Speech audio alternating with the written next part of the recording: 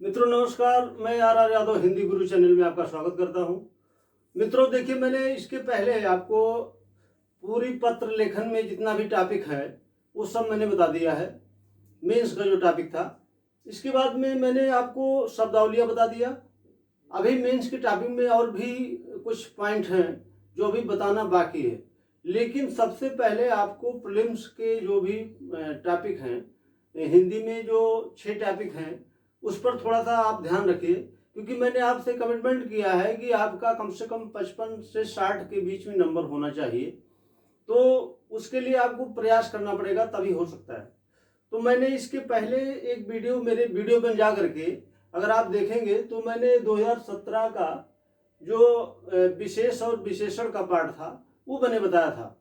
तो उसी क्रम में मैंने अब ये जो समान हिंदी का जो विलोम वाला पार्ट है 2017 का ही, वो आज पढ़ेंगे। तो ऐसे करके आप विलोम पढ़ लेंगे, फिर पर्यायवाची देख लेंगे, फिर अनेक शब्दों के लिए एक शब्द देख लेंगे, वर्तनी वाक्य शब्द देख लेंगे। ऐसे ही आप एक एक पेपर को सॉल्व करते रहेंगे, तो जितने भी प्रश्न आए हुए हैं वो आपको मिल जाएंगे और आपको एक रिदम मिल जाएगा कि कैसे पेपर करना है, कैसे किया जाता है और कैसे हम किसी क्वेश्चन को टैकल करेंगे। तो थोड़ा सा आप इस पर ध्यान रखेंगे। तो आज हम देखते हैं कि जो प्रश्न आया हुआ था 2017 प्रीलिम्स में, तो उसको चर्चा कर लेते हैं उस पर कि लोग कैसे गलती किए हैं, कैसे करते हैं तो नंबर कम आता है, तो उस पर ध्यान देना है। तो जैसे देखिए, मैंने यहाँ पर पहला प्रश्न देखिए लिखा है कि निषिद्ध का विलोम है।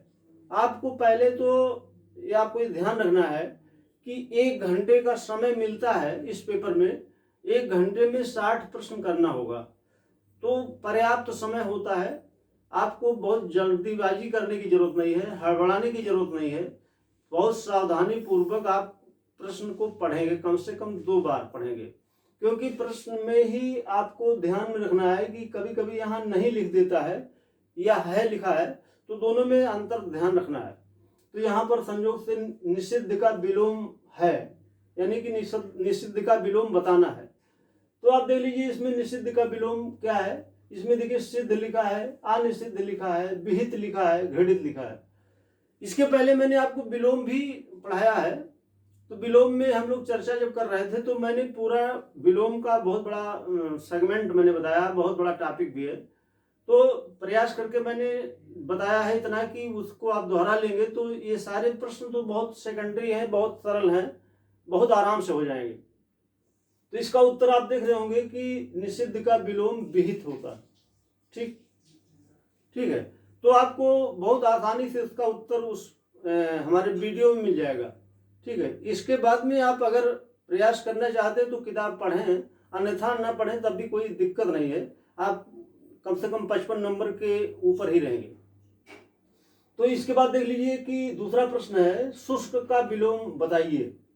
ठीक है, तो जब ये शब्द आया था तो हम पढ़ाते समय आपको बहुत विधिवत बताए थे कि शुष्क का विलोम क्या होता है। तो शुष्क का विलोम आर्द्र होता है।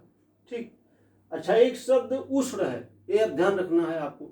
ठीक है, तो जो शीत लिखा है इसका विलोम उष्ण होता है, लेकिन जब आपसे पूछा गया शुष्क का विलोम बताइए तब आपको बताना है आर्द्र।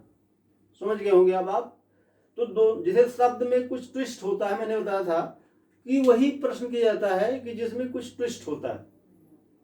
नहीं तो सामान्य शब्द पूछ ले तो सभी लोग 60 नंबर पा जाएंगे। तो वो कुछ न कुछ जरूर ऐसा करता है पेपर में कि जिससे आप गलत करने के लिए मजबूर हो जाएं। उसी गलती को सुधारने के लिए हम लोग प्रयास कर रहे हैं। ठीक, तो आप अगला प्रश्न देखिए। निम्नलिखित में एक शब्द स्थूल का विलोम नहीं है। देखिए, नहीं पर आपको विशेष ध्यान रखना है कि कहाँ पर नहीं लिखा है, कहाँ पर है लिखा है। नहीं तो आप एक आध प्रश्न ऐसे ही गलत करते हैं नहीं और हाँ में। ठीक है, तो नहीं देखना है। तो इसमें से एक शब्द ऐसा होगा जो स्थूल का विलोम नहीं होगा। तो स्थूल का विलोम सूक्ष्म होता है, तन्वी भी होता है, दुर्बल भी होता है, शाश्वत नहीं होता है। तो इसका मतलब ये सही है। ठीक है, तो ऐसे ही उसको छांटा जाता है कि कौन उत्तर नहीं हो सकता है। ठीक है, तो आपको पता होगा कि शाश्वत किसका विलोम है। ठीक है, तो ये आप ऐसे बहुत आराम से छांट सकते हैं। ठीक, दूसरा प्रश्न देखिए, पृथक का सही विलोम है। पृथक जो शब्द है इसका सही विलोम बताना आपको। ठीक, तो एकत्र देखिए ये भी मिलता जुलता शब्द है इससे, लेकिन ये विलोम है नहीं इसका। संयुक्त इसका विलोम है। ठीक है, पृथक का विलोम संयुक्त होता है। और भी चेक कर लीजिए आप, थकित नहीं होता है, सुघटित नहीं होता है। ठीक है, अगला प्रश्न देखिए, निम्नलिखित में एक शब्द उपयोग का विलोम है। उपयोग का विलोम बताना है आपको। आप पहले प्रश्न को पढ़ लिए, प्रश्न में क्या करना है ये आप समझ लिए, तब बहुत आराम से इसका उत्तर देना है आपको। समुपयोग ये कोई शब्द ही नहीं होता है। निरुपयोग ये इसका विलोम नहीं है। सदुपयोग, उपयोग, सदुपयोग, अनुपयोग, देखिए दोनों शब्द आपको समान लग रहे होंगे ना, लेकिन आप देख रहे होंगे कि उपयोग सदुपयोग एक ही समानार्थी शब्द है। ठीक, तो इसका विलोम ये हो ही नहीं सकता है, इसका मतलब अनुपयोग होगा। ठीक, तो ऐसे ही छांटा जाता है। आपको लगता है कि ये सही होगा, लेकिन थोड़ा सा आप उस पर शब्दों पर ध्यान दीजिए क्या मतलब निकल रहा है उसका। अगला देखिए, इनमें से विलोम शब्दों का एक गलत युग्म है। इसमें कुछ शब्द लिखे गए हैं, उसका विलोम लिखा है, तो इसमें जो गलत युग्म है उसको छांटना है। तो देखिए, दक्षिण का विलोम वाम होता है, सही बात है, आपको नहीं छांटना है, ध्यान रखना है। इसके बाद में उद्यम का विलोम निरुद्यम, ये अभी रुक जाइए, इस पर बताते पहले और देख लीजिए आप। विधि का विलोम निषेध होता है, आपको पता होगा। बराबर का विलोम सभ्य होता है, ये मैंने वीडियो में लिखवाया भी है। ठीक, लेकिन ये जो उद्यम का विलोम निरुद्यम लिखा है, ये इसका विलोम नहीं है। अब आप सोचेंगे कि इसका विलोम क्या हो सकता है, तो मैं बता दूं, इसका विलोम यहां पर अगर लिखता हो कि उद्यमहीन या आयुद्यम, ठीक, तब ये सही हो जाता, लेकिन ये ऐसा है नहीं, तो इसलिए ये गलत है। ठीक, अगर विकल्प में न होता कोई शब्द ऐसा, तब ये सही मान लिया जाता है। थोड़ा सा एक कठिन प्रश्न है, ठीक है, लेकिन ये इस दृष्टिकोण से सही नहीं है, क्योंकि इसमें एग्जैक्ट सही होने वाले 3 ऑप्शन है। ठीक है, इसलिए ये सही नहीं है।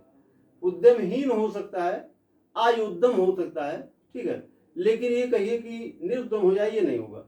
निरुद्यम तब होगा जब और विकल्प में गलतियां होती। ठीक, अगला देख लीजिए, निम्नलिखित में विलोम की दृष्टि से शुद्ध युग्म है। शुद्ध युग्म छांटना आपको। शुद्ध का मतलब है कि इसमें कुछ अशुद्ध दिए हैं, शुद्ध निकालना है। तो देख रहे होंगे कि अल्पज्ञ का विलोम क्या होता है, बहुज्ञ होता है। सही है, तो ये सही हो गया, लेकिन आपको और भी शब्द को चेक कर लेना चाहिए, क्योंकि हो सकता है गलत हो जाए। तो देखिए, संयुक्त का विलोम ये संयुक्त होता नहीं, समस्त का विलोम अभ्यस्त नहीं होता है, आगे का विलोम अनभिज्ञ नहीं होता है। ठीक, दोनों समानार्थी शब्द हैं, इसलिए इसका विलोम ये होगा नहीं, तो इसलिए ये सही हो गया। इसके बाद विलोमार्थक दृष्टि से एक युग्म अशुद्ध है। अब देखिए, अशुद्ध छांटना है, ऊपर शुद्ध छांटना था, इसमें अशुद्ध छांटना है। तो इसमें दे लीजिए सचल अचल, सचल और चल, ये दोनों शब्द समानार्थी लग रहे हैं। ठीक है, इसलिए ये सही नहीं है। सही नहीं तो यही सही होगा। निरपेक्ष का विलोम और भी चेक कर लीजिए, निरपेक्ष का सापेक्ष होता है।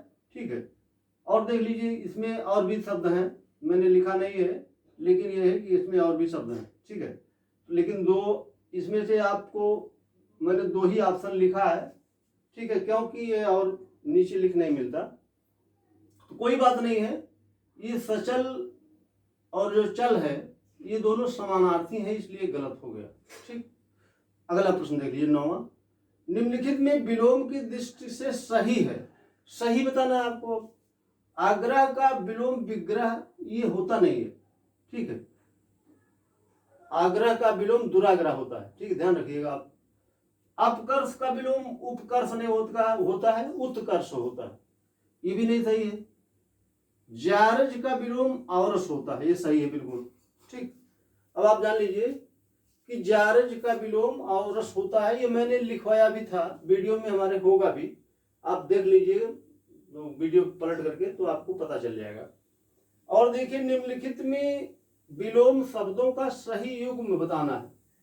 जो विलोम शब्द लिखे गए हैं इधर देख लीजिए आप, तो सही युग्म क्या है।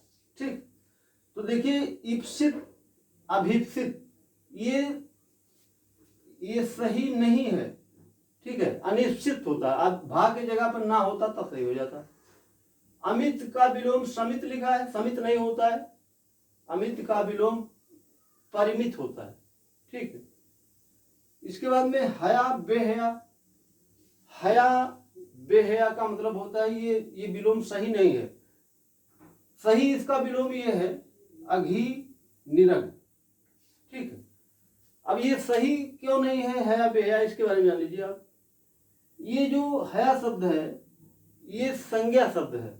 ठीक, और बेहया शब्द ये विशेषण है, इसलिए ये जो मैंने बताया था आपसे कि कोई शब्द अगर संज्ञा है तो उसका विलोम संज्ञा होगा, अगर कोई शब्द विशेषण है तो उसका शब्द कोई विलोम होगा तो विशेषण ही होगा।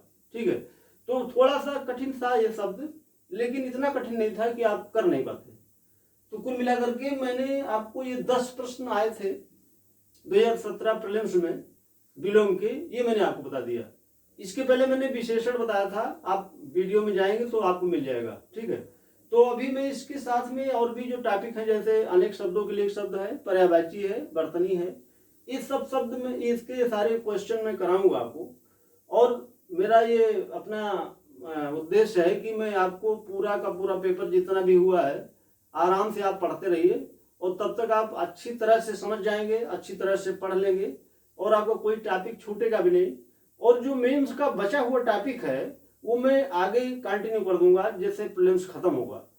तो अभी हालांकि आपको पता होगा कि शायद प्रीलिम्स 13 सितंबर को हो पाए, इस पर अभी थोड़ा सा कुछ कहना ठीक नहीं है, क्योंकि सैटरडे संडे को लॉकडाउन चल रहा है, और जो पेपर है वो संडे को 13 सितंबर लगा है, तो इसका मतलब है कि उस डेट पर नहीं हो पाएगा। शायद उसके बाद में कोई डेट आयोग निर्धारित करेगा, लेकिन इतना आप मान के चलिए कि बहुत लेट नहीं होगा, यानी कुल मिलाकर के सितंबर में ही एग्जाम हो जाना है।